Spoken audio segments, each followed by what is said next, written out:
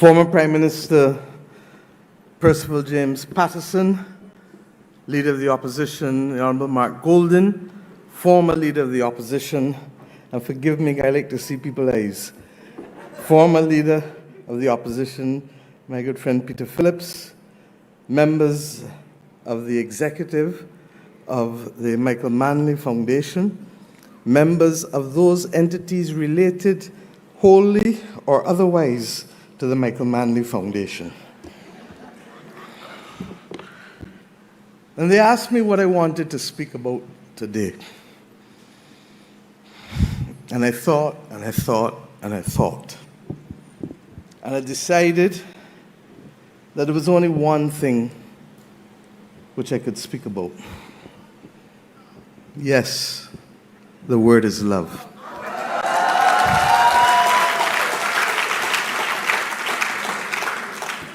Let me, at the outset, thank the Foundation and the Manley family, with whom I spent a wonderful hour and a half today, for the absolute privilege of being able to deliver this lecture on the 100th birthday of a great Caribbean titan. And I do so conscious that 5 years ago, in 2020, I had the same privilege of doing that for Errol Walton Barrow, who, in spite of belonging to a different political party from the one that I lead, was among those great Caribbean, and in my case, Barbadian builders, father of independence, along with persons like Grantley Adams and Norman Washington Manley, and Tom Adams, who helped lay the foundation in our own case for a modern economy, and of course, Owen Arthur, who continued to lecture us week by week in cabinet about the benefits and the legacy of Michael Manley for 14 years. But you may be forgiven to believe that that might be the reason why I'm here alone. The truth is that as a very young child, in fact, in first form, I first got my first set of, I almost say bullying, from the sixth formers in Queen's College, from sitting on the sixth form veranda. I had the audacity to do so. But I was walking with a book, and they pulled the book from me to see what I was reading. And disappointed that it was not Mills and Boons or Hardy Boys or Nancy Drew, they then continued to rail me because the book was The Politics of Change by Michael Manley.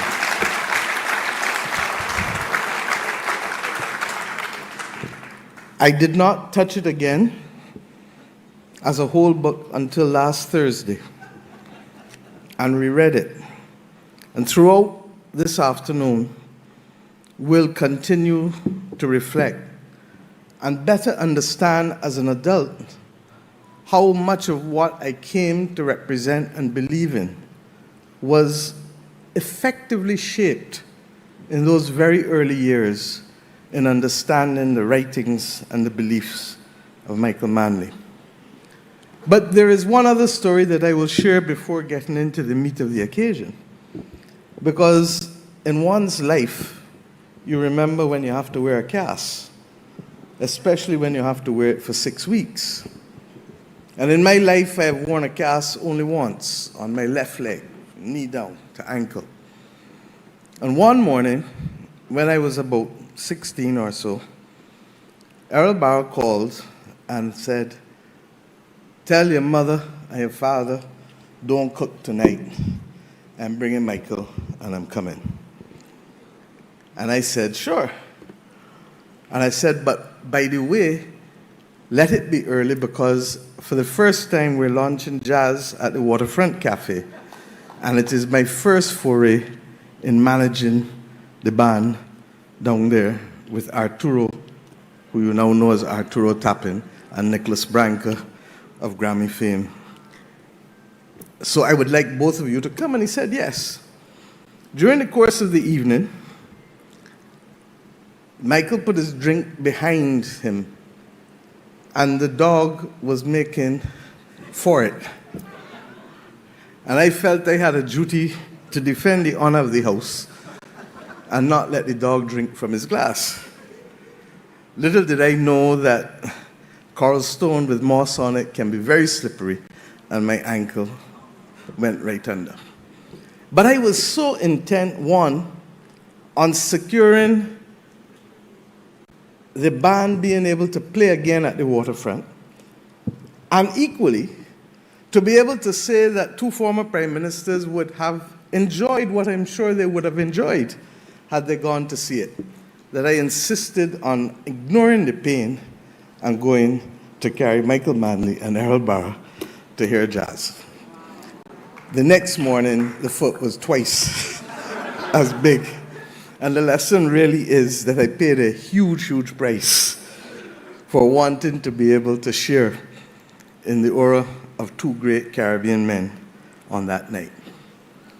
I give you these few jokes and stories because, in a very real sense, you cannot talk about Michael Manley and his politics without appreciating Michael Manley and the man, and his utter and absolute charm and ability to make even me as a young teenager feel that there was purpose in all that we were doing, but that equally that there was a larger mission which embraced us all as Caribbean people. I would later spend many hours next to him at Brandon's tennis when he would come to Barbados, and I would usually be the one there next to them watching tennis at Paradise on that occasion.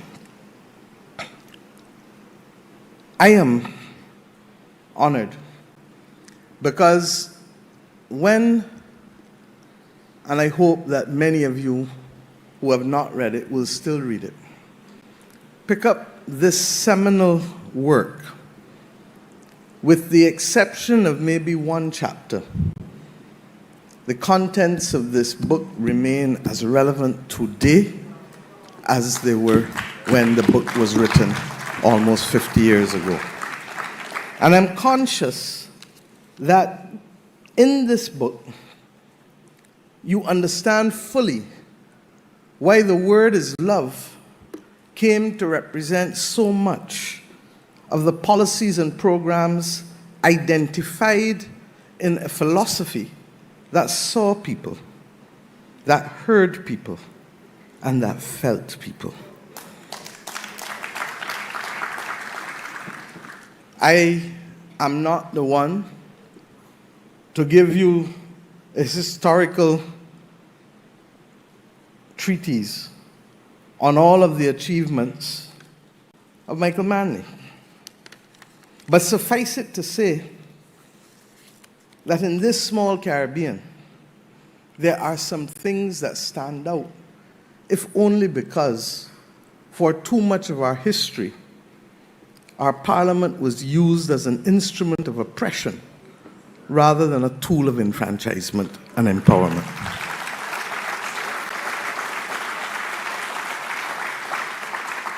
That we have not even yet reached 100 years of being able to be firm craftsmen of our fate speaks volumes.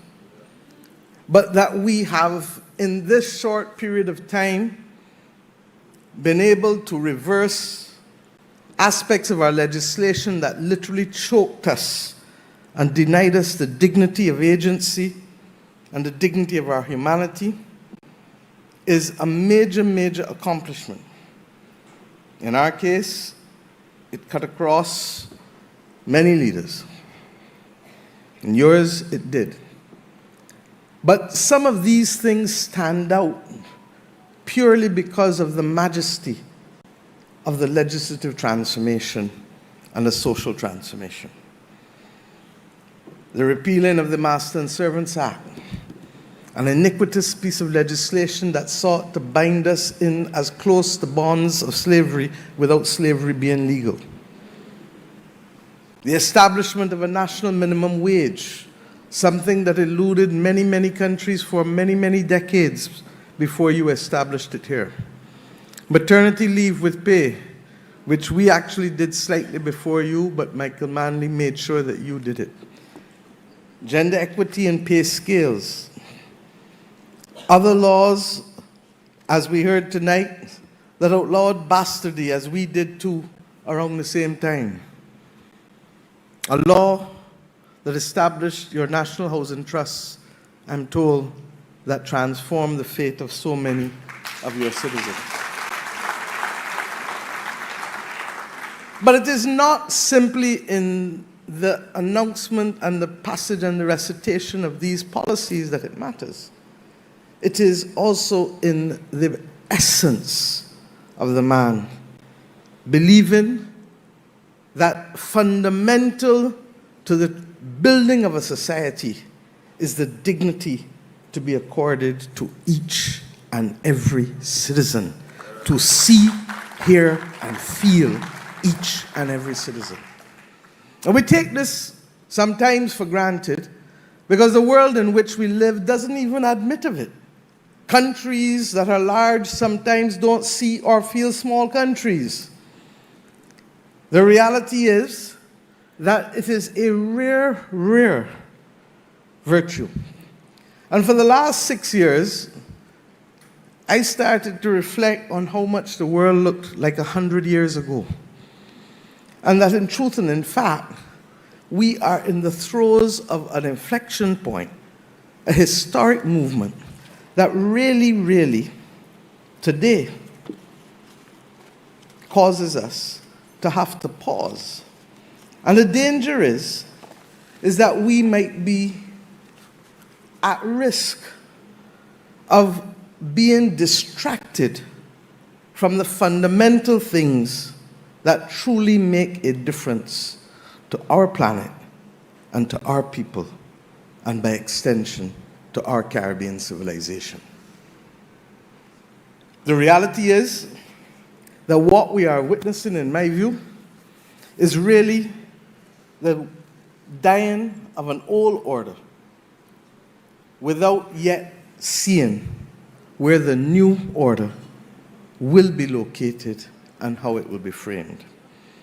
The Italian philosopher Antonio Gramsci wrote in his famous prison notebooks, and I quote, "The old world is dying, and the new world struggles to be born.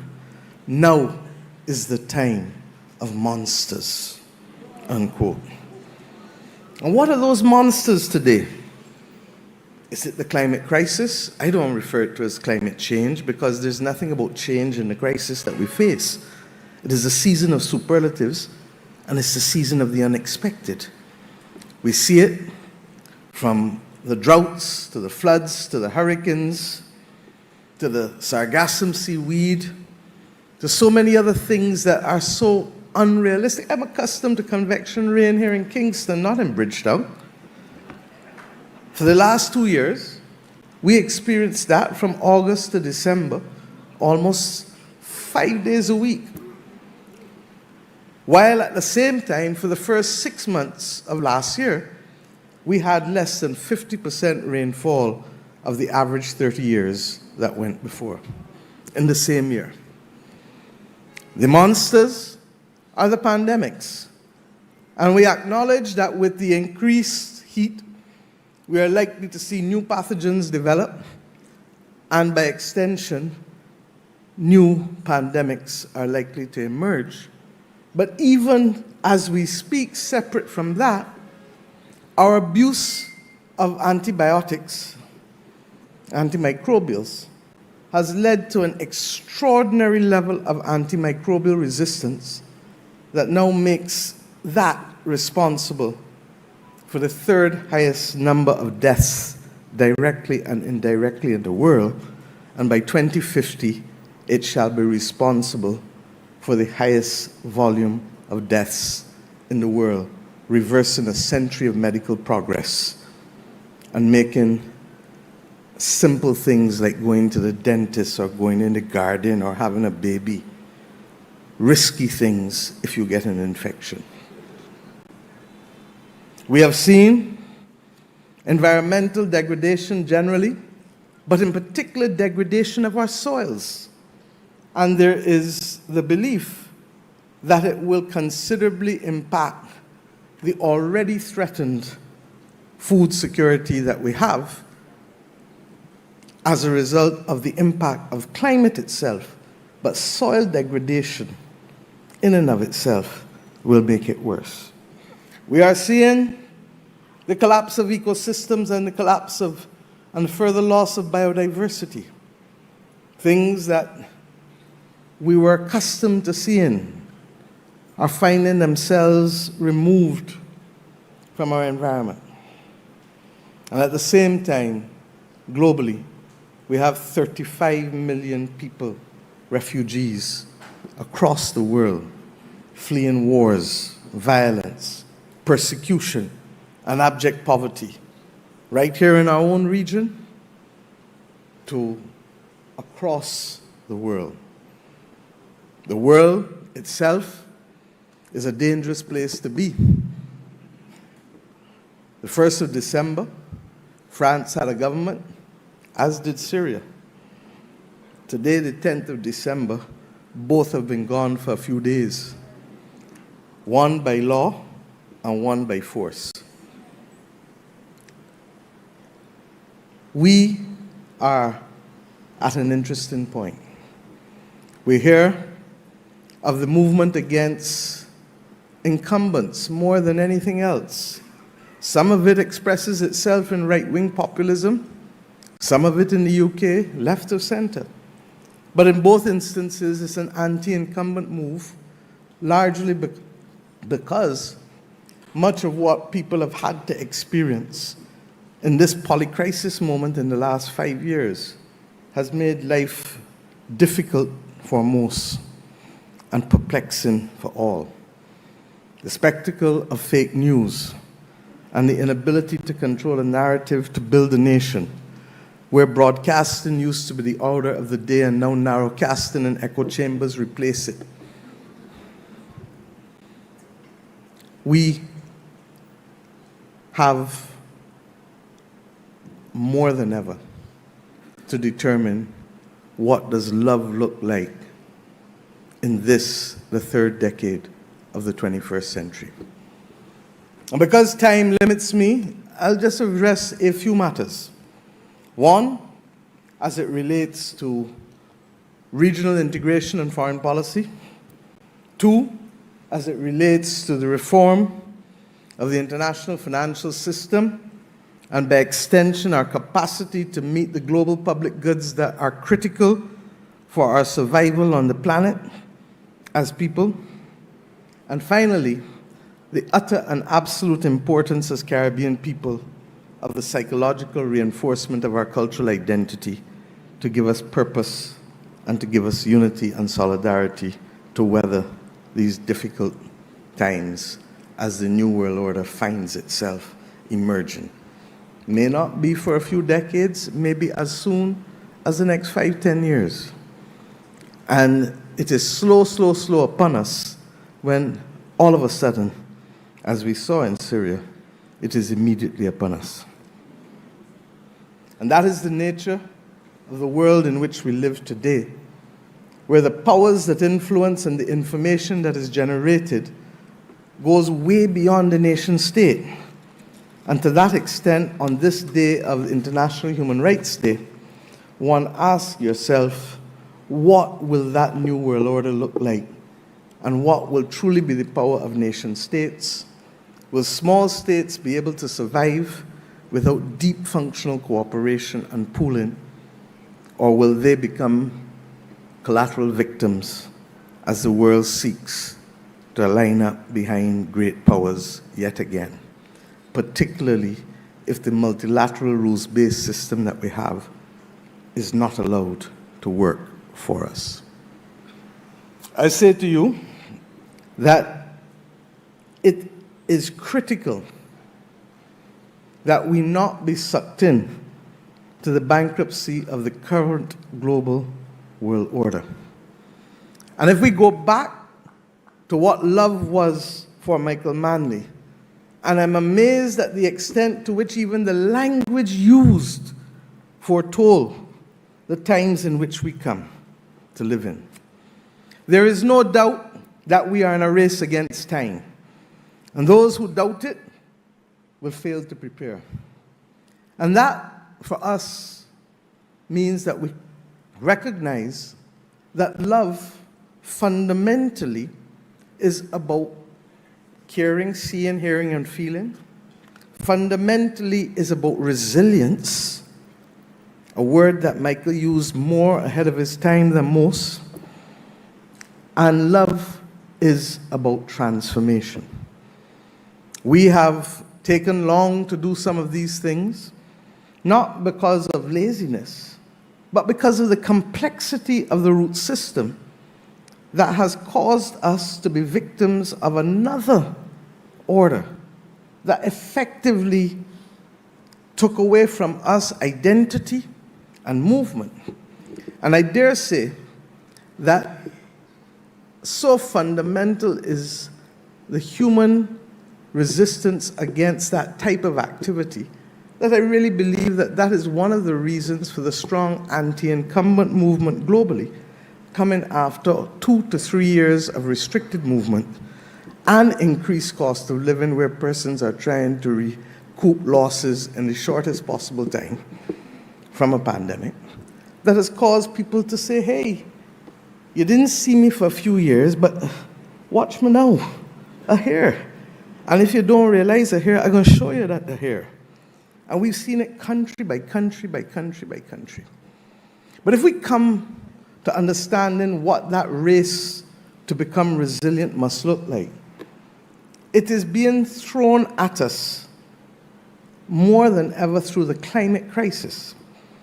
And that is why, in a very real sense, the global South, in its victimhood, has a renewed sense of solidarity, because we all know that we didn't cause the problem, and that in fact we are now bearing double jeopardy, because having been the beast of burden to enrich those who built the Industrial Revolution, we are now the first victims on the front line to the consequences of the Industrial Revolution in terms of greenhouse warming.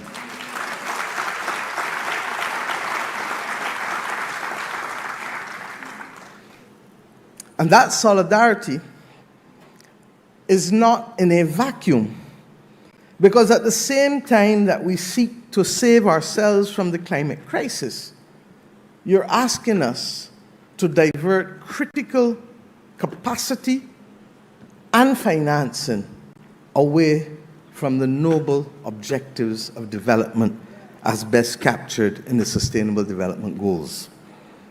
It is not on. And we can no longer move in one direction to fight climate, then we can move in the other direction alone to fight development and ignore climate. We must walk and chew. And it is a false dichotomy to ask people to choose between people and planet.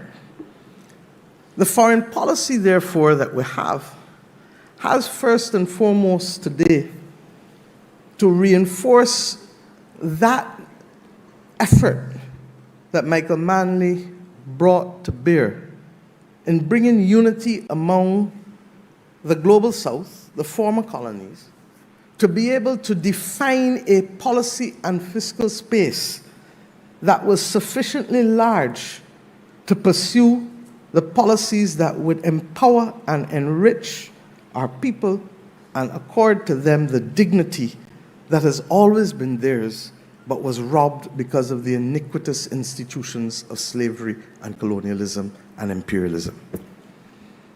We have, at this point, to recognize that that common purpose, and I have the honor to lead now the climate vulnerable countries of the world, otherwise known as the V20 group, which now embraces 70 countries from across Africa, Asia, and the Caribbean and Latin America, recognizing that our common purpose in fighting the battles against the climate crisis and finding the financing necessary to secure our way, and also conscious of the pathogens that may develop, because health can immediately trump anything if a pandemic hits us in the way that the last one did. These countries are no more different from the countries Michael Manley dealt with 50 years ago, but with few voices listening and few countries feeling. Mark Golden spoke earlier, and Prime Minister Patterson, about some of the common challenges. And the truth is that as we speak, we might have been the canaries in the mine, but the climate crisis has now literally crept into the reality of the lives of those in the global north. Whether it is the wildfires in California and Canada and Europe, or it is the floods or the hurricanes, there is no part of Earth that is being exempt from it. And if we don't recognize that our primary purpose and gaze must be to fight this battle unless some people have a plan to live on Mars that we don't know about, then we will lose the battle.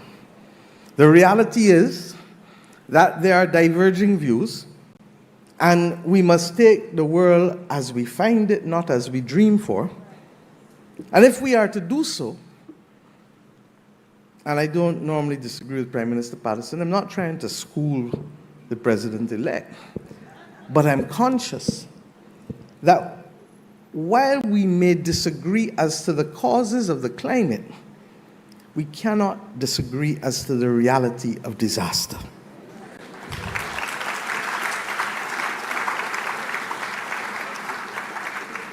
And in a very real sense, our love of planet requires of us to have mature conversations that may respect the differences of what brings us to each point, but to find the commonalities for progress to be achieved, because the climate crisis is not waiting on any of us as it unleashes its furor on the world.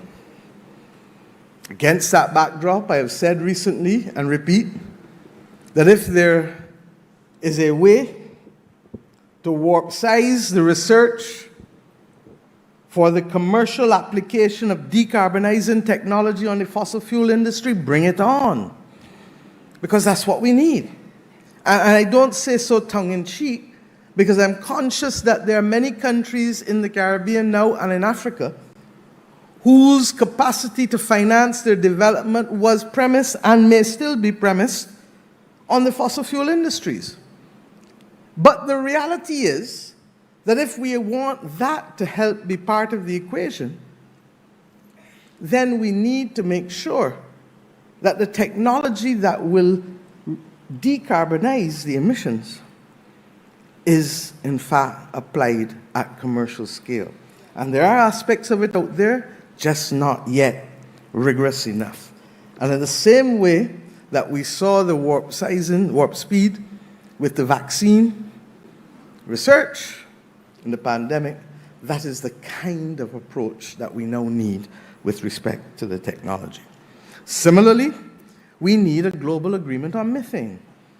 Methane has 80 times the negative consequences of carbon.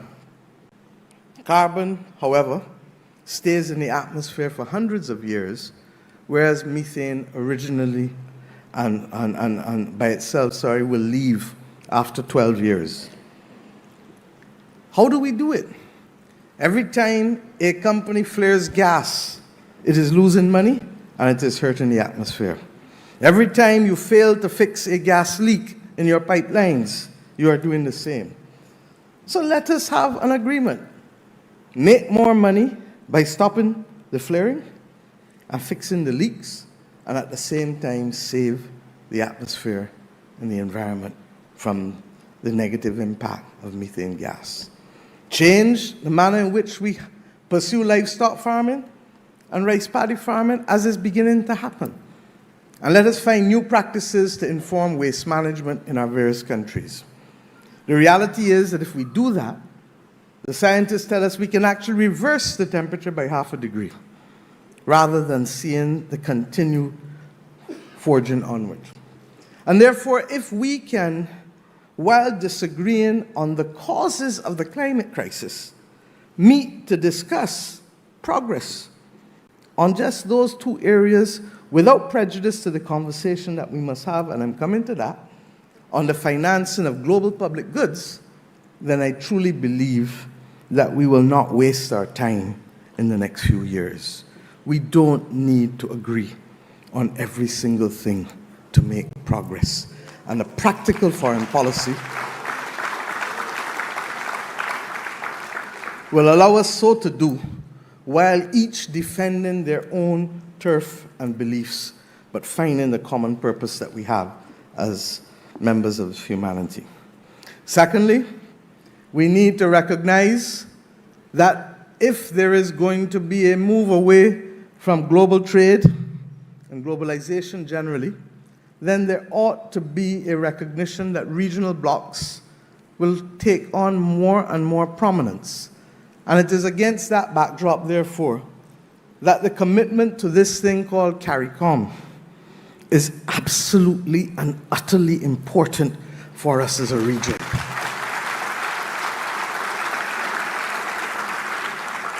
It has not escaped me that after the demise of the Federation and as a transition from CARIFTA, it was Michael Manley who in 1973, then having not been a part of CARIFTA in the 1960s when Antigua, Guyana, Barbados and Trinidad signed the Free Trade Agreement, that it was Michael Manley who brought Jamaica into the Caribbean community with respect to the Treaty of Chaguaramas on the 4th of July, 1973. In reading the book again, I was reminded of the fact that that date also had more significance because it was the birthday of his father, Norman Washington Manley, for whom the other heads of government felt there ought to have been some privilege accorded to him for his successful relationship with the Montego Bay Conference of 1948, which is seen as really the forerunner of the early days of integration in this, our Caribbean community. But what would love look like today?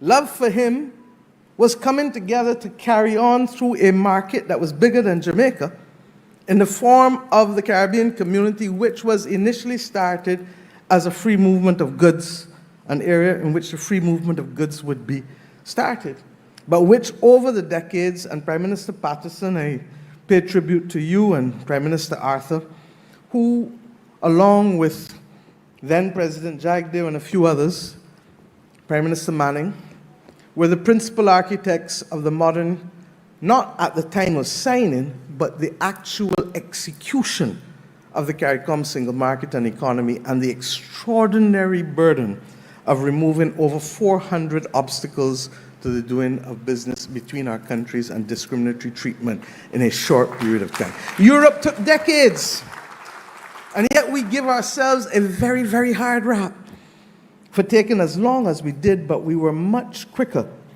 than most would have expected. But what does love look like today?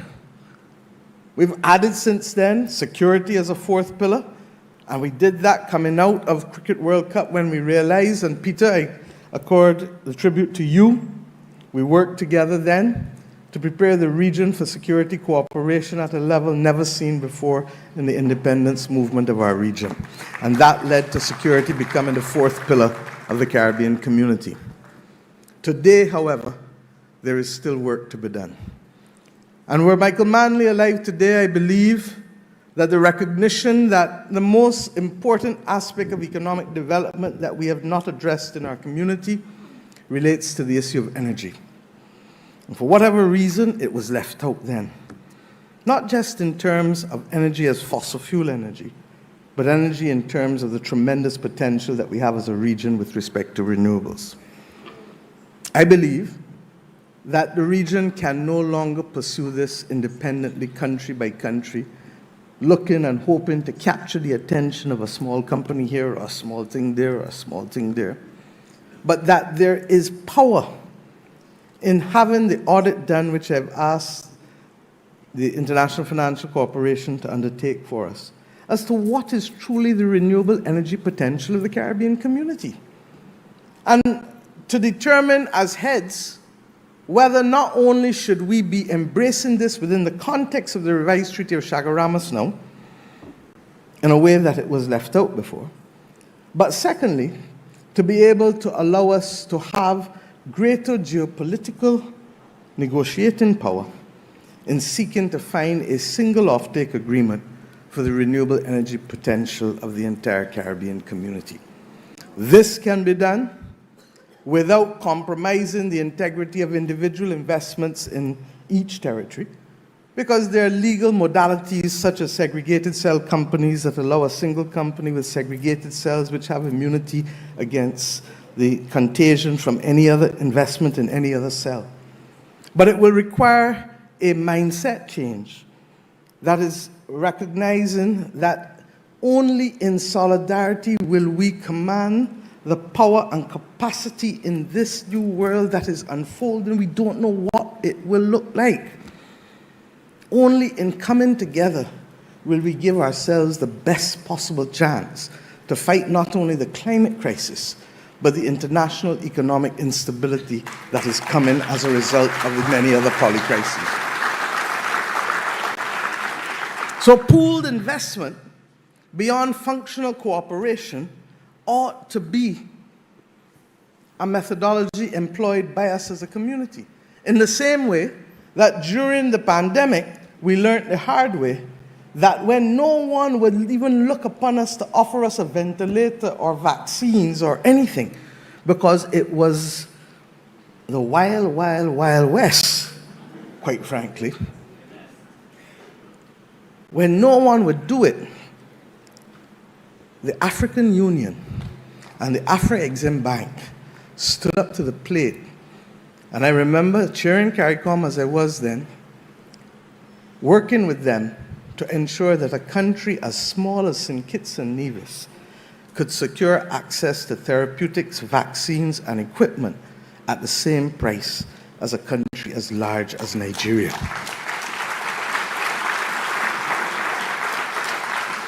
And equally, that India would then have responded, as we have celebrated recently with Prime Minister Modi's visit to the region, in being able to see us and feel us and hear us and give us when others who perhaps had deeper relationships failed so to do. I believe, therefore, that the concept of pooling, which is really a relation to functional cooperation, has to be embraced more vigorously by this Caribbean community, and that there are a number of common problems that most of us face. All of our countries, with the exception of Haiti, are underpopulated, declining and aging populations. In Barbados' case, 1 in every 2 people predicted by ECLAT will be over the age of 65 by the year 2050. Unsustainable. In the case of Trinidad and Jamaica, it is expected to be between 37% and 39% for the 2 countries. Unsustainable. And this is one area in which the region ought to be coming together to make collective decisions, because without people, you cannot sustain the level of growth that is necessary for us to adapt and to build resilience in this fight against the climate crisis that is going to take more and more lives and livelihoods away from us. I pray that we will find and summon the courage, but for me, that is the voice in my head that I hear from Michael Manley with respect to how love is interpreted and built out to ensure that we protect as many lives and livelihoods over the course of our future by recognizing that the way we built the way we dealt with drainage, the way we dealt with roads, the way we dealt with public infrastructure. All of these things will now change because of the manner in which the climate crisis is unfolding upon our nations. Similarly, that we must try to negotiate all of this, as I said, with a very difficult foreign policy environment. And it is easy and perhaps attractive for some, and we will have to find tactical ways of dealing with it. But I have a very simple approach, that if we are going to say that you can't speak to one and you can't speak to another, then let it apply to all countries of the world. But to the last time I checked, everybody who is a mighty power speaks to everybody, even when they are at war. And therefore, the Caribbean region must retain its options always to maintain communication and to find the best opportunities for our development, because no one is giving us anything to help ourselves. And if we don't understand that it is self-reliance to build resilience, then we better wake up and smell the coffee fast, fast, fast, because that is going to be the only way. This book speaks to resilience and self-reliance, and many of you know from hearing him directly that that was a central core philosophy, because in recognizing that you want independence of spirit, that you want to be friends of all and satellites of none, as Barbados defined its foreign policy to be in 1967 in the first address to the UN, that it means that you have to give yourself the capacity to defend that with dignity. It doesn't mean we will agree on everything, but it does mean that we have the right to communicate with whomsoever we please and on the terms that we believe to be appropriate to guide that level of communication. I want to suggest that one of the things, however, that we need to do is to turn inward and to see how best collectively we can work together to develop that regional self-reliance. Domestic resource mobilization is absolutely critical. And unless we can find a way of financing those resilience building activities, they're not going to happen. That is why my country settled earlier this year a National Investment Resilience Plan for the next decade, because unless we have clarity as to what the public and the private sector must both do to build out those bridges of resilience, they will not happen. We have in the region a level of savings and excess liquidity that is there, in many instances earning at an interest rate much less than inflation. In my own country, a ridiculous amount of 0.1%. In the case of Trinidad and Tobago, 0.5%. In the case of the Eastern Caribbean states, 2%. In Guyana, 2%. And in truth and in fact, divisions over who should finance a CARICOM development fund, which will only reach 200 million or 250 million, really ought to be put one side and a singular focus placed on how do we unlock some of the savings of the region to help finance the resilience and the development of the region while giving people a better interest rate on their savings. It may mean deconstructing a few rules and reconstructing and putting some additional guardrails in place. But it cannot be beyond the governors of the central bank and the ministers of finance of this region to ensure that our region's people have a better chance at earning on their savings while giving us the opportunity to finance a portion of our development as we seek to build resilience and develop adaptation plans. The truth is that we will have to do so with haste. But when we do so, and in the case of Barbados, Trinidad and Tobago, the OECS, and Guyana, last week we realized that among the groupings in the Southern Caribbean, the excess savings are, and excess liquidity, is about $8 billion US. If we were to achieve just 1 or 2 billion of that, it gives us greater power in being able to mobilize the capital that is necessary globally, some of which has obviously to be grant and highly concessional funding. And that is why and I come to discuss for us now what is really the benefit of Michael Manley's legacy from the advocacy for a new international economic order and fairer terms for global economic activity and trade to our own plans for the reform of the international financial system, which regrettably still carries all of the colors and trademarks of the imperial system that existed before the Bretton Woods institutions were established. When they were established, we simply did not exist as nation states. And that is why the Bridgetown Initiative today has been shaped, and it is by no means me alone, and let me say that for the record. We have taken some of the best in this region and globally and brought them together because it was clear to us that we need policy space and fiscal space. And that the notion of continuing to determine what we can borrow and who we can borrow from and at what interest rates purely on the basis of historic GNI or GDP is as relevant as asking me for my blood pressure 2 years ago to determine if I will have a stroke today. Utterly, utterly useless. The reality is that in the 3 iterations of that plan that we now have, we have seen some success. Barbados was the largest issuer of commercial paper with natural disaster clauses. God forbid, somebody knock wood for me, if we get hit by a serious hurricane. It will allow us to suspend all of our debt payments for 2 years and to pay them and bring them at the back end of the loan. It will release liquidity in the vicinity of about 19 to 20% of GDP in that 2-year period. There is no country or institution globally that will give us that kind of money, particularly when nation states are being forced to finance more and more damage, particularly because of the lack of access to insurance or the high premium that insurance is bringing down on businesses across our region because of the high exposure to catastrophic incidents in our region.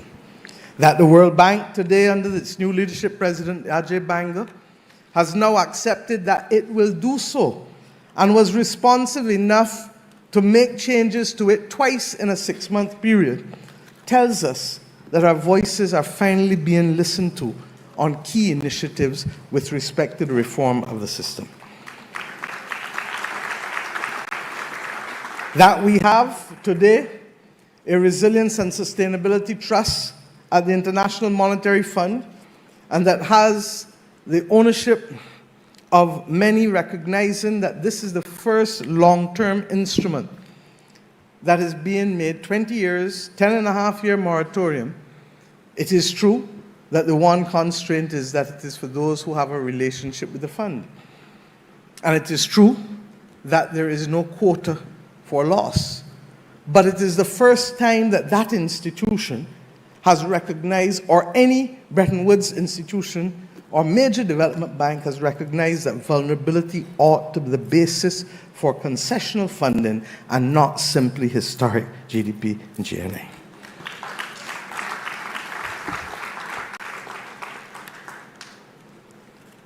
But does it stop there? No. We believe, and Bridgetown 3.0 says clearly, as I said earlier, there can be no separation of people and planet, and that we need to change the rules of the game. We need to ensure that our voices can be heard. We need to ensure that there is also the capacity to shock-proof our economies because of the scale of the polycrises that we're facing. And we need to ensure that we dramatically increase financing, not just for climate, but for sustainable development goals.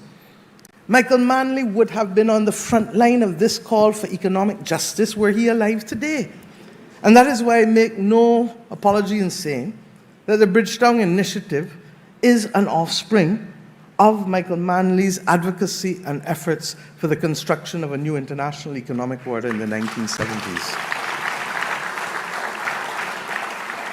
But this document goes further, because it is really asking the world to make a quantum leap in terms of recognizing that in a globally interdependent world, we must recognize that there must be a global commons and there must be the protection of global public goods. And those goods are for us to be able to deal with and to prepare and adapt and to mitigate where possible the climate crisis and the loss of biodiversity. Two, as a subset of that, because we are human beings who cannot survive for long without food and water, that we address the issue urgently of food and nutritional security and water security. Thirdly, that we fight the pandemics, both the traditional ones and the silent slow motion pandemic of AMR to which I referred earlier. Fourthly, that in today's world where there are more and more people week by week emerging as victims of war and fragility, and in our own region, even though we do not have a theater of war, we have, regrettably, the spectacle of being the region that has the highest homicide rate in the world per capita. A totally unacceptable position, largely driven by paying a very heavy price, as I said recently in Barbados, for the Second Amendment rights of the Americans, because of the intrusion of guns and assault weapons that have no place in civilized society.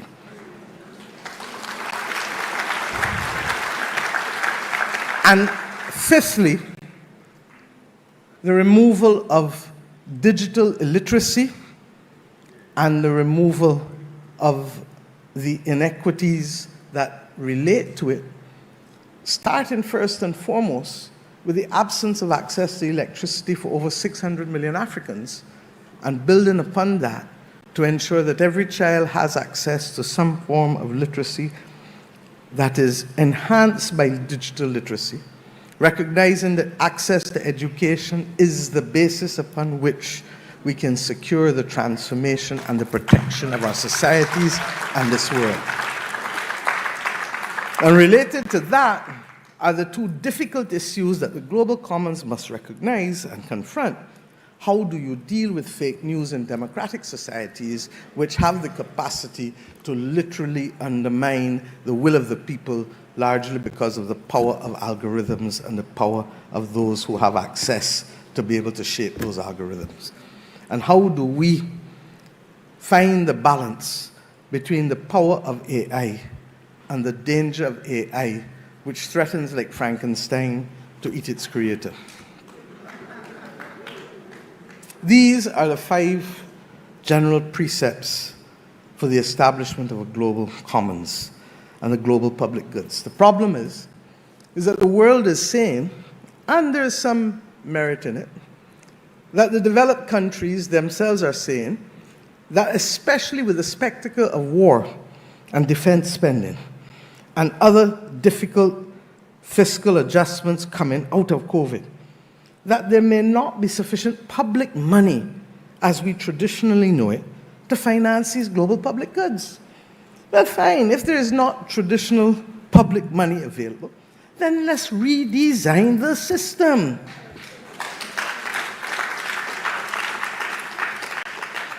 You cannot tell me that it is okay to say the polluter must pay as a principle, and we simply forget it when it comes to how we treat to the global commons. You cannot tell me that a person who commits a tort is responsible at law at damages in private law. But in the public international sphere, we are not prepared to find modalities to hold people accountable. The reality is that the majority of multinational corporations, as you learned, as Michael Manley learned, even here with the bauxite companies in the 1970s, have balance sheets that will dwarf most of the states of the world that are not the large powers of the world. And therefore, there is a balance in asking those companies who either contribute to the problem or who may benefit egregiously from the solution that there is to leave a few cents on the table. If this were a chocolate bar, and I asked you to leave 3 cents or 5 cents, you're taking a little piece of the corner, and you really would be asking me, you sure you don't want more? So that the threat of destabilization to those companies for contributing to the global commons is simply not there. But what it reflects is an equity, not inequity, an equitable solution to being able to allow us to balance out. We talk, and Barbados now chairs with France and Kenya, the Global Solidarity Committee on Levies, because we have to find a way, because the world, the climate is not waiting on us to solve Ukraine or to solve Gaza, to solve Syria, to solve the homicide rate in the Caribbean and Central and Latin America. It's not waiting on us. And we continue, therefore, to see the excesses unfold in ways that are now threatening basic food security in the region. Beryl caused crops to go. But it isn't only the multinational corporations, and let's break it down to give you an example before I move on, sorry. Fossil fuel companies can find a way of contributing a few cents in the dollar. Shipping companies who contribute to the greenhouse gas emissions but pay nothing. There is now a proposal that potentially can see them helping to finance, okay, ship owners' rebuilding of green ships, but equally leaving money for what is known as in-scope activity, in other words, coastal infrastructure, to be able to help countries build out and protect themselves and to provide the resilience that we need. Air traffic. We believe that there is no person who will stop traveling because if you put on a business travel ticket or a first class ticket, a mandatory contribution of $25 or $100 respectively, and leave economy without a mandatory commitment so that people will be asked, because agency is important in fighting this battle. And you ask people, will you pay $5 for domestic or regional travel or $10 for international travel to help save the planet?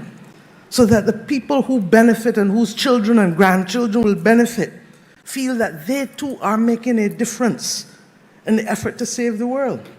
And if you took it to pharmaceuticals and to pandemic, you would expect them to put their part. And if you took it to digital illiteracy, you would expect those companies that now have market capitalizations in the trillions of dollars to leave a little something on the table so that we can secure. We're not going to make all the SDGs by 2030, but we must now prioritize to build the bridges that will unlock the rest. And that must mean fighting hunger and poverty. That must mean providing education across the world. That must mean ensuring that we have the technical capacity to unfold the benefit of renewable energy while at the same time creating the opportunities for green investment, because foreign capital alone will only make us tenants in our own land, and therefore the domestic resource mobilization and the aggregation of capital is necessary to balance the equation so our own citizens do not become tenants in their own land. I say these things because I genuinely believe that in the same way we saw over centuries the evolution of the joint stock company, in the same way we saw over centuries the emergence of the nation state, in the same way that we recognize that this is the beginning of the end of a current world order, that we have to be prepared to recognize and to determine what are the things that are necessary to secure lives and livelihoods, people and planet, without being wed to systems that are no longer working for us and that were made in the image of people who only want to dominate and exploit.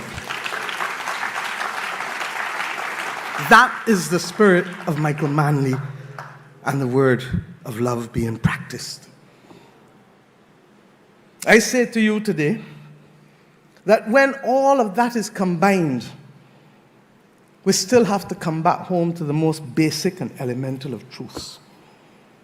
That you and you and you and you and you and me have first always to summon the courage and to look in the mirror and to believe, as Errol Barrow said, in our mirror image. To believe, as Marcus Garvey said, that it is critical that we emancipate ourselves from mental slavery. And we forge the strength and courage to develop the confidence, not just simply to say that no man is better than me and I am not better than any man, because our people now accept that. But coming with those rights now come responsibilities, because there is no right that can exist forever without a responsibility to tend to the things. A house, this building, you leave it unchecked and unattended for, and it starts to fall. You leave your body unattended for, it atrophies. And we as a region have a duty to have mature conversations, first to begin to understand how we can reclaim the mental landscape of our own citizens, recognizing, as I did in a CARICOM Ministers of Culture meeting as a young senator in this country 33, 34 years ago, that we will never be able to stop information from flowing in unless we close down our society. It's not practical. So that what we must do is root our people, so that when the gale force winds start to blow, the trees may bend, but they will not break. The roots are complex, and the educational system needs to be transformed to ensure, as difficult as it is, and believe you me, as I go through this process in Barbados, I know it is difficult, because nobody wants to feel as though they are on the front line of change, particularly when the change may have implications for their own household. But in the same way that a person who is a diabetic recognizes that if I don't make that decision to sacrifice a toe, I may make the foot or the leg, or worse than that, the body through sepsis, at risk. We as a region need to understand that the price of freedom is also equally the anchoring of responsibility in this Caribbean region.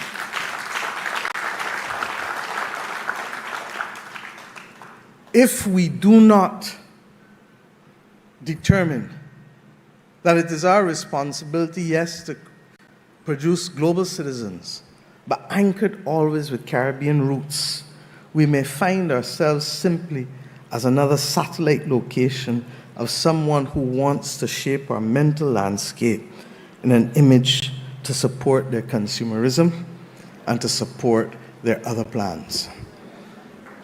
Guns don't walk and guns don't talk. The ability to boost our cultural confidence and to change our mental landscape and our attitudes towards work, towards how we treat one another, is at the core of what lies before us now. And if it was urgent when there was broadcasting from overseas, it is more urgent with the narrowcasting that takes place with these instruments that are in the hands of each and every one of our citizens, either directly or indirectly. I hope that we will learn from the language and from the teachings of Michael Manley as it relates to this area. Your country has proclaimed that the extent to which you felt proud and strong, and to which your artistic expression reflected that sense of pride, perhaps emerged more under Michael Manley than at any other period in your post-independence history. The passion with which he addressed these issues is clear to all. But what, for me, stands out is that it doesn't matter how much we talk about it. It is only in the expression of our actions that the true difference will come. And we've gotten aspects of it on the creative side correct. It is true that there are aspects that require greater conversation, because I say all the time, who is the greatest Caribbean artist of all time? And if it was Bob, I never heard him denigrate a woman in his lyrics, and I never heard him promote the use of violence and guns in his lyrics either. So how he gets so popular worldwide. And we have to start to have these conversations with ourselves in a way that recognizes that we are stewards of our landscape and our environment for the time that we are here. I believe that that is not only going to show a benefit with respect to the reduction of violence and the management of conflict, but in the increased productivity and in the changing of our attitudes towards work, and to recognize that work is not a dirty four-letter word, as it was intended to be when slaves were forced to do it without reference to day or night, or pain or pleasure. But work truly is something that can bring dignity, because work is at the core of each person's ability to chart their destiny as individual citizens capable of being able to make decisions, because freedom is choice.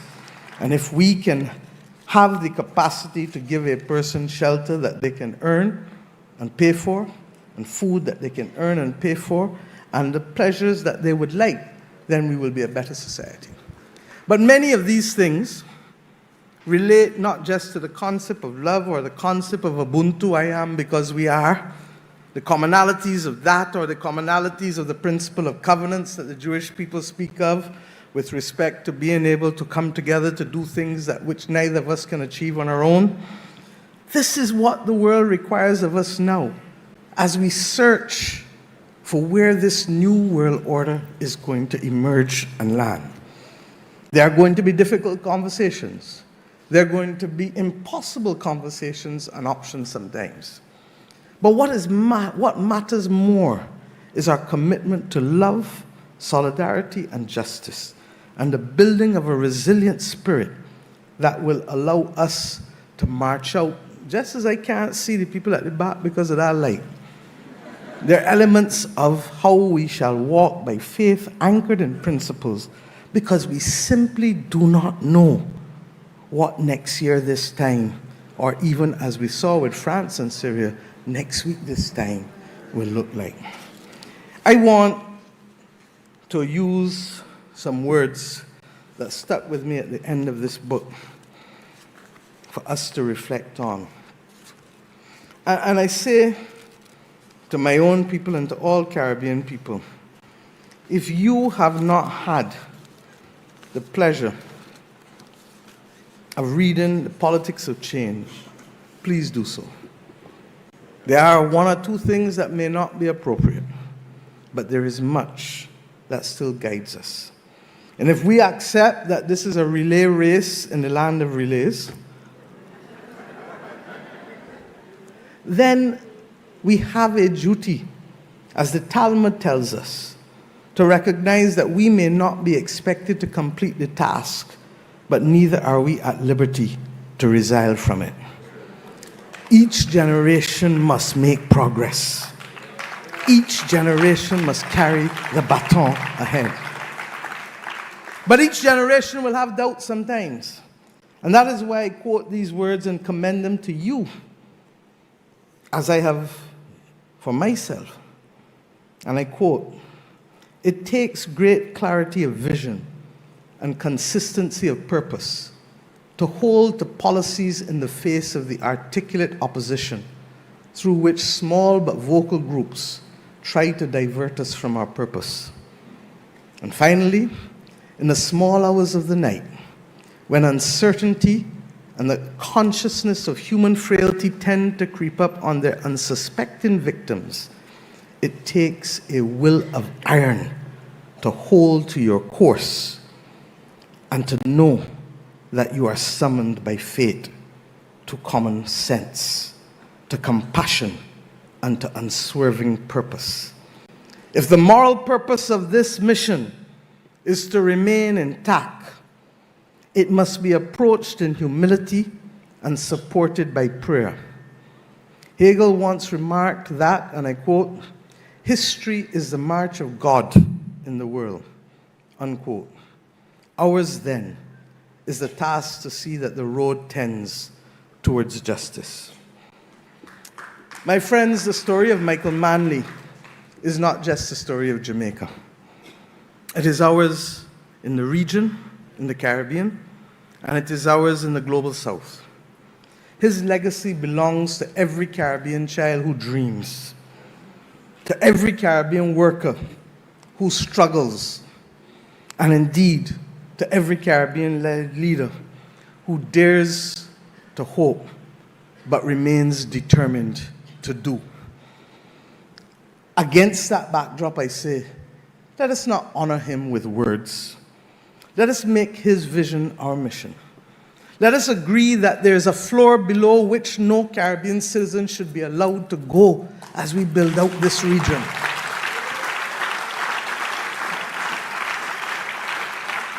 Let us agree that growth without equity is not growth that we want. Let us say with conviction that this Caribbean region will rise not because we're big, but because we're brave. And because we understand who we are. And we understand what our mission is. And we understand that a people who have been dehumanized and oppressed for decades and centuries have a duty to be able to pay forward in the form of a humanizing influence on a world that is riveted now by man-made emotions such as greed and conflict and war. And if they are man-made, they can be unman-made.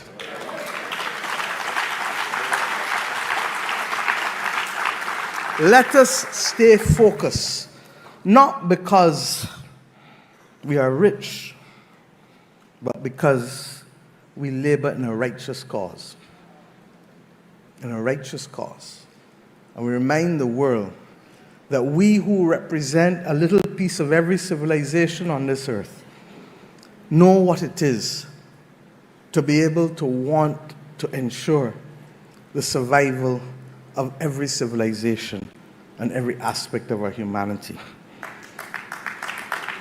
We do so simply because it will lead us to our best future.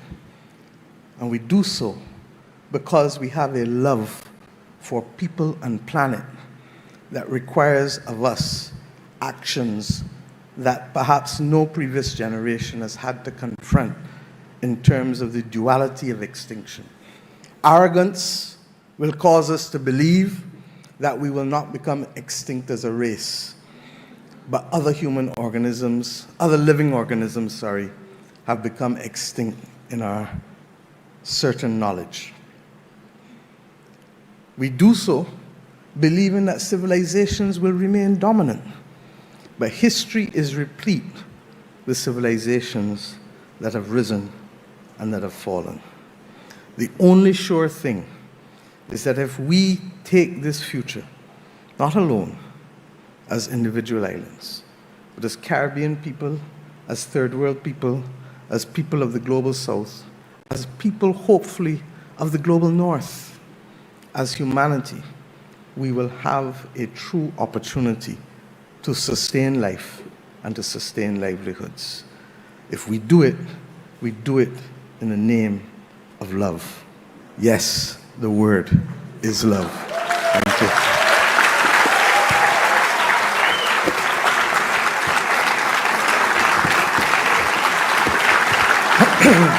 Thank you.